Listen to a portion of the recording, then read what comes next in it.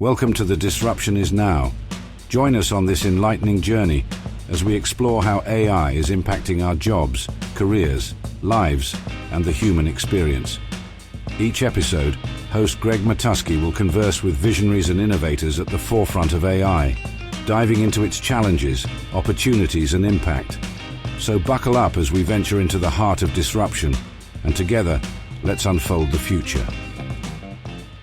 Hey, it's Greg Matusky, and before we dive in today's episode of The Disruption Is Now, I wanted to quickly mention our partnership with Finovate Europe 2026. It's really an exciting event happening February 10th and 11th in London, and it brings together fintech leaders and innovators to talk about what's next in financial services. As Finovate Europe's official press and media partner, we'll be closely tracking the ideas and breakthroughs emerging from the event, and we'll definitely be sharing some of those takeaways right here on the podcast.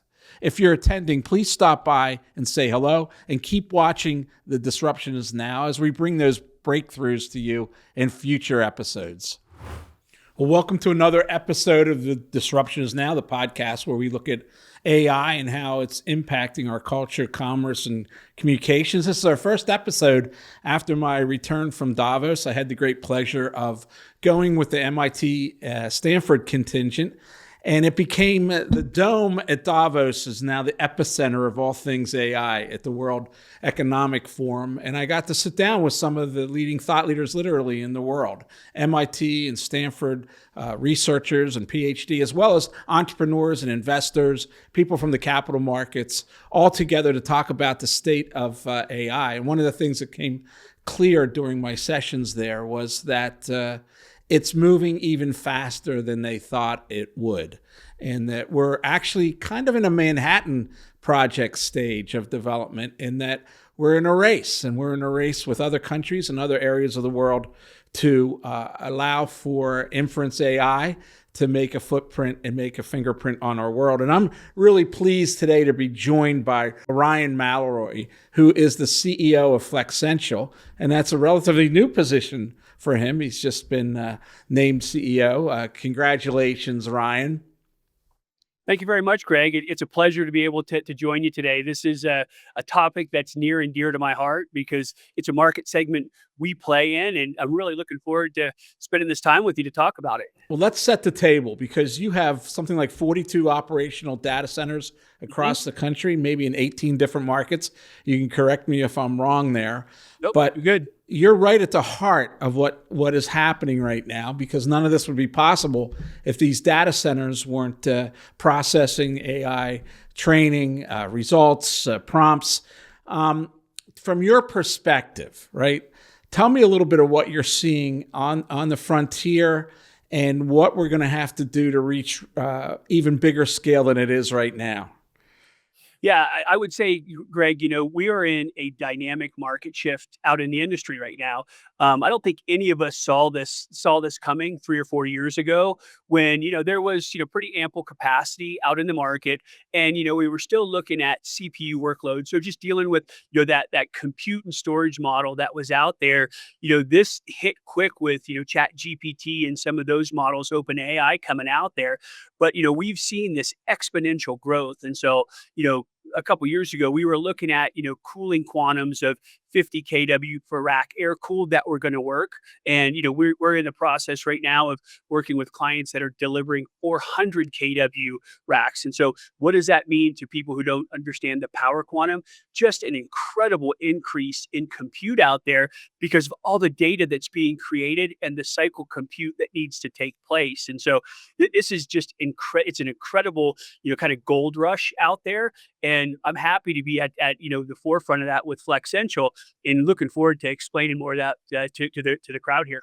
Well, let's talk a little bit about that. If I was to say a couple topics that really came up in Davos, was first this issue of meeting demand, right? It's, everybody was asking, the media was all asking, is it a bubble? And the scientists and the investors and the business individuals were all saying that every chip that can be made is working right now. So there is real demand for more growth. So is it a bubble? How can there be a bubble when there's demand for it? When every time you open a data center, it's filled? Yeah, I don't think it's a bubble. and at all, because we're living it right now. And when you look at, hey, what's being deployed for AI, that's the GPU, and everybody hears about Nvidia and how many $1 trillion that company's worth, or AMD and their growth trajectory. Those GPU chips are made specifically for high speed computation processing. So all that processing that happens, that data output, isn't stored at the GPU. It's going back into traditional storage and CPU infrastructure. We're shipping 5 CPUs right now for every GPU. In the next 2 years, we're going to increase to 8 CPUs to 1 GPU, because the amount of data that's being created from AI is so large, it's not going to go away. So all the capabilities that we're using it for is just exponentially growing. So you can't have a bubble if you have bifurcation of the data components to be able to use by the common person. This isn't just for Google, Microsoft, Amazon, and Oracle. I use it every day. My kids use it every day. It's required in school. So this is something that is a fast track consumer model that we're just at the beginning of. So I think if there ever is a bubble, this isn't it right now. Yeah, and that's just on the individual level. I think most people really miss how enterprises are using and the demand they put on it, because we may make 1 or 2 calls right on ChatGPT, but their software could be making hundreds of calls. So that's one side. It's funny, yesterday I had a training class with relatively new communications professionals, and I told them I had gotten in early to prepare for their session. I got in at 7 o'clock. I did the training at 10 o'clock. I asked them how many hours they thought I spent on ChatGPT or AI. And it ranged from 10 minutes to 25 minutes. And when I told them I was on it the entire time, that it's AI first in my world, they seemed shocked, because even young people haven't really, this revolution is not necessarily being won by or being warred by the young people. It's really businesses and individuals who see some advantage for their own lifestyle or their own productivity or their own work-life balance that are really grabbing it. I think the second big thing that came out of Davos was energy demand, and that was linked hand in glove with the bigger conversation. I mean, there's a lot of talk about on-site generation. I interviewed a couple companies that do modular nuclear as a solution. Sure. And, that has all kinds of ramifications, particularly in a country with an aging grid like ours, and what it's going to do to energy costs and demand. Let's talk about that a little bit and what you're seeing out there. Yeah, and so I think 2 points there. The application side, no product set's going to work unless the market wants it, and so the market wants it. To your point, Greg, and so I think that's why this isn't a bubble. It's consumer centric. And in order for this to continue to grow and meet the demands out there of these, gigawatt campuses or the inference model like what we're deploying, you got to have access to power. And so this whole continuum, it used to be, about the land and how close you could get to, the populous center. That's part of it with, companies like Flexential. But now it's about, hey, can you get power? And it's becoming a bigger modeling exercise. You have to make sure that you're completely tied in with the power companies, and you're doing load studies. Is it a large load, or is it viewed as a moderate load? Is the generation there, the transmission, and the distribution? Those are the big conundrums we're trying to solve. Luckily, from our side on that edge inference side, I'm looking for 54 megawatts of utility, 36 megawatts of IT load. That's much easier to come by, and so we're highly focused on that. It's we're not out trying to look for these hundreds of megawatts or gigawatts that you're seeing being put into Louisiana, Mississippi, or the Dakotas. Those are very purpose-built AI factories. My product set can do 3 kW cabinets up to 400 kW cabinets. And that's what the edge inference and enterprise needs, is that versatility. And that's what's making this whole model, as jump forward off a springboard, is, we've got a tiered architecture that's working right now. And it was interesting when the conversation turned to like use cases, right? They talked about, for instance, in biotech and pharmaceutical development. It's no longer wet labs they're investing in. It's multi-tenant data centers, right, to do the computation. So even on every level, it's changing our economy and how we find discoveries and come up with new cures and serve up the big challenges of our time. Yeah, you're spot on. And the two market verticals we've seen early adoption, and I'm talking 2 years ago, was finance and healthcare. And they really embraced it because they had those large compute requirements. On the finance side, think of all the data information they have from trading analytics, but also their consumers that they want to help model and support. And obviously healthcare when it's virology or cancer treatments or those types of things. So they were the early adopters for consumers, but we've seen this really strong market shift to the Fortune 1000 looking at hey, how do you consume AI, because they need it for customer service, order quality, response times, all those types of things. We're even seeing it going into the logistics fields now. Hey, how do you start to map a truck route to make sure that you can optimize alignment for the maximum speed, fuel economy, and then the right truck stops. And so it is being consumed out there at scale, and that's what's really exciting right And I think your sentiment is echoed by Jensen at NVIDIA. I recently saw a now. Mhm. presentation, and he identified the two quickest growing markets as finance, driven by all the data, and the quant, just actually Yep. doing the digging of that analysts used to do. I think Elon made the point that there used to be actual computers. They were called computers who would sit Yep. there and do interest rate calculations on a daily basis for their customers. And now all of that much more sophisticated, and healthcare and biotech and Yep. trying to find new proteins and new answers to age old problems. What do you also at Davos? I think this was interesting with energy. Like there was very little talk of sustainability and climate change in the sessions I was at. It was all about finding a plethora of energy sources. I think the consensus was we need everything right now, Mhm. and that we need nuclear, we need wind, we need solar, we need fossil, we need natural gas, and all that goes about it. Now, on the local level, that seems to be the big pushback, is that these use water and they use electricity. It's going to impact our rates here locally, and it's bad. And I've been surprised as a public relations professional how fast the NIMBYs have moved in and put up obstacles. What are you seeing on the local level? Does that concern you about getting zoning, permitting, and local buy-in for data centers? Yeah, Greg, I think you just hit on probably the biggest challenge the data center industry has right now outside of power is PR. And we're not doing a good job helping to make sure communities and consumers understand that data centers, we're not the big bad wolf. And, the vast majority of data centers that are operating today, are coming into these markets and they're willing to pay their fair share. And candidly, they're required to for generation, transmission, distribution. We have to pay for any augments that are allocated in there.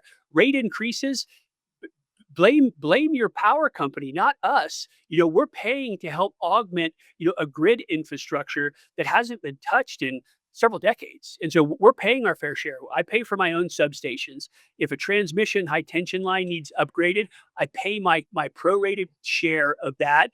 Even on the generation side, if new generation capabilities need to be put in there, data centers pay them. That's a complete misnomer. The water side is something that, really perplexes me because, we do draw from municipalities to fill our chill water loop one time. But our sites operate at a 0 WUE, water use efficiency. That means I have zero impact on the community. And so this whole thought process that we're going to take your power, you're not going to be able to heat or cool your house, totally false. If you're going to, we're going to take your water, you're not going to be able to have clean drinking water. Again, totally false. Candidly, companies like Flexential give power back to the grid if there's ever an emergency. So we have systems put in place that if the power companies call, we have the ability to put power back into the grid. It's called a demand response program that we adhere to because we want to be, a good part of, the community there.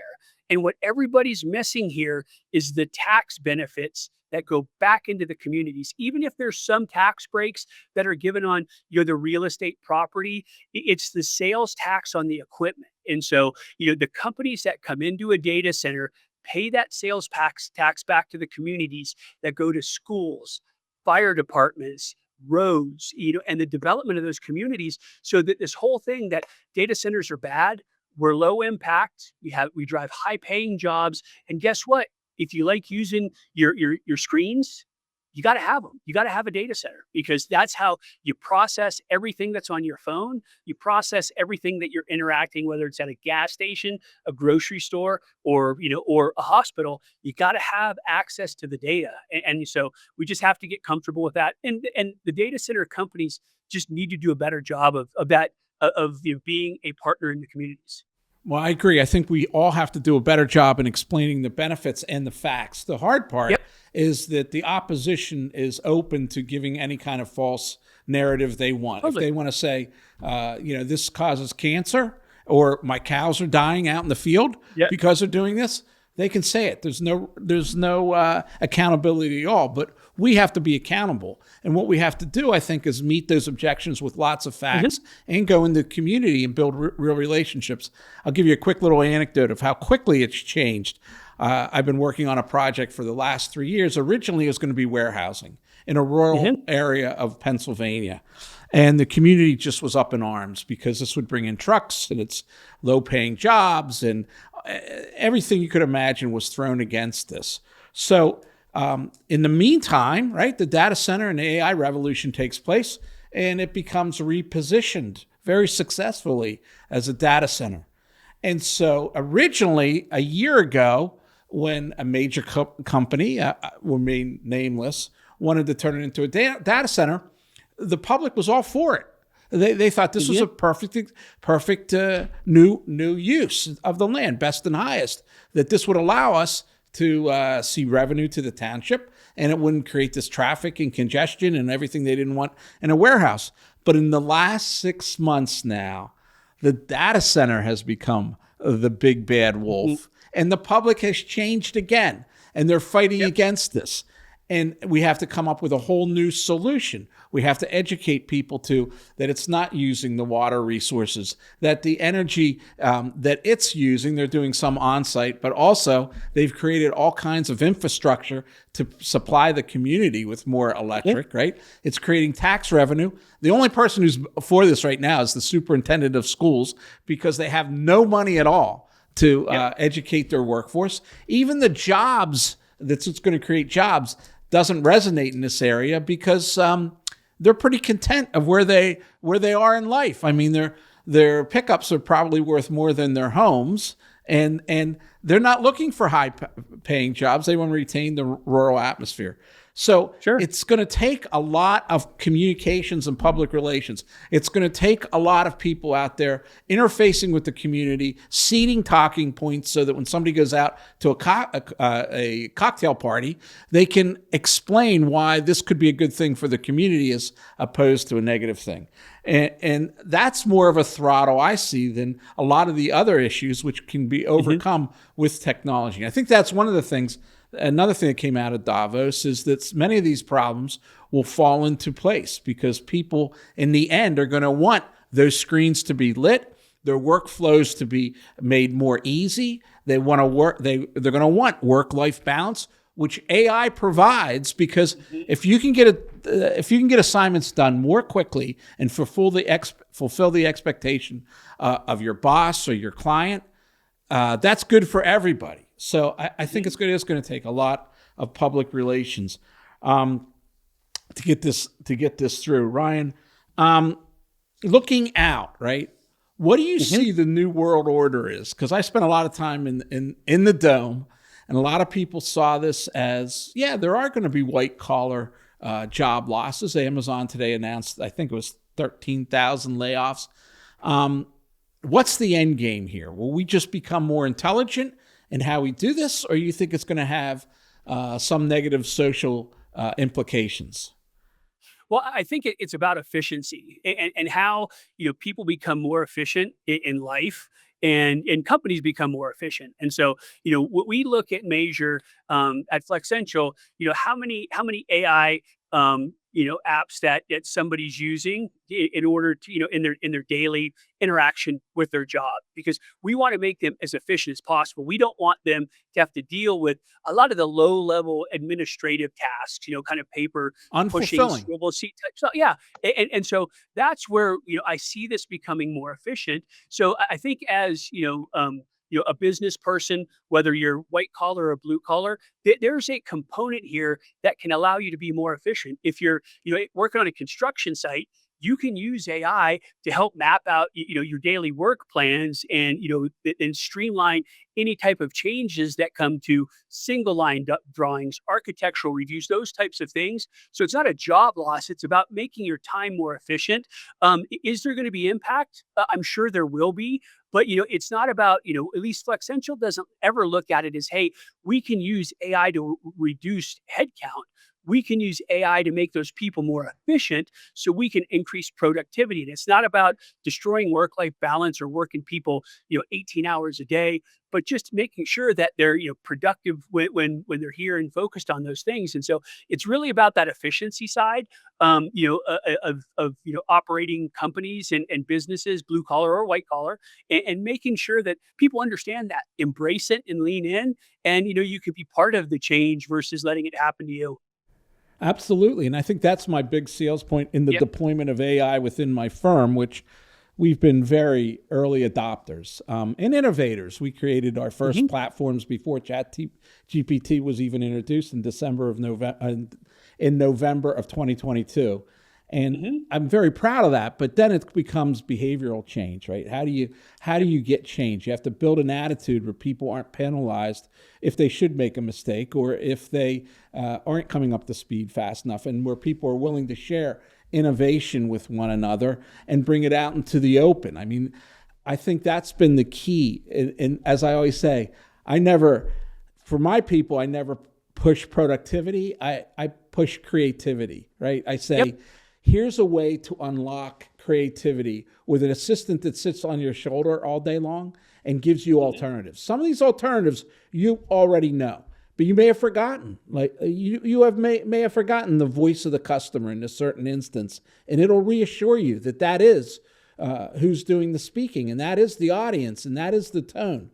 On the other hand, if you can't find that, if you're a junior person just learning the ropes, AI can help you identify those keys to communication that give you a seat at the table earlier in your career. So you're not doing the compute for interest rates on a daily basis. What you're doing is working with customers to find the loan that would work best for their life, right? And that's where we find fulfillment as professionals, I think. And the key to that is the infrastructure that we build, which I think no one sees, but you do certainly, Ryan. And we appreciate that. We appreciate your time here today. If you could educate the world to one thing about AI and the revolution that they might not know, what would that be? What would you tell the world that you want them to know? Yeah, you're already using it and you don't know. And we have been for years. It's had some different names that are out there. And don't be scared of it. Make sure you understand where your data is at and where it's going, both from a personal data perspective, but at a company level. But figure out how you can use it to be more efficient. Like Greg, like you just said, hey, we don't want analysts just looking at interest rates. Those are things, that's the efficiency model. But how can you help people live better, be better, and get more out of the services we're providing or how we're interacting together? That's the whole outcome I think we're all working for, is just, hey, if we embrace it together as communities and humanity, we can make sure that this is a good thing. People will always figure out ways to use it for personal gain, but just embrace it, and let's move forward, because this can be a great thing for for society as a whole. One last question. What has surprised you the most about the disruption, the transformation that we're in? How quick the industry pivoted, from a data center perspective, how quick that the industry pivoted, and just how much of the resources it's consuming, i.e., chipsets, concrete, steel, and stuff like that. It required us to be super disciplined in supply chain management, and then focused on skilled construction, skilled energy jobs, those types of things. So just how quick that the whole market pivoted. Well, I just want to say thank you also, because infrastructure is the big unknown of all this. And I do think we're in a Manhattan Project time where we have to beat some of our adversaries and be the leaders in this. Otherwise, we will give up a lot in the future for ourselves, for our careers, but also for our families. So thanks for being in there in the trenches and fighting it out. I appreciate it. It was a great interview. And Ryan, I hope to have you back on in the future. You bet. I'd love to come, Greg. Super passionate about this topic, but just, all of the things that are revolving around the industry, market, and society right now. And they're polarizing, but they're things we have to talk about, the good, the bad, and the ugly. So would love to come back and put some of those on the table with you. Well, I would love to explore the opportunity of going to Davos next year with you as part of our trade mission. I think it'd be very valuable for all of us to be in that room again on that dome overlooking the Alps and listening to Eric Schmidt and to Jan LeCun and others talk about what the future holds. So thanks for being with us, Ryan. You got it. Count me in. I'm there, Greg. All right. Take care. Thank you. Bye-bye. This podcast is a production of Gregory. If you enjoyed our discussion today and want to continue exploring the transformative power of AI, please check out more episodes and subscribe wherever you listen to podcasts.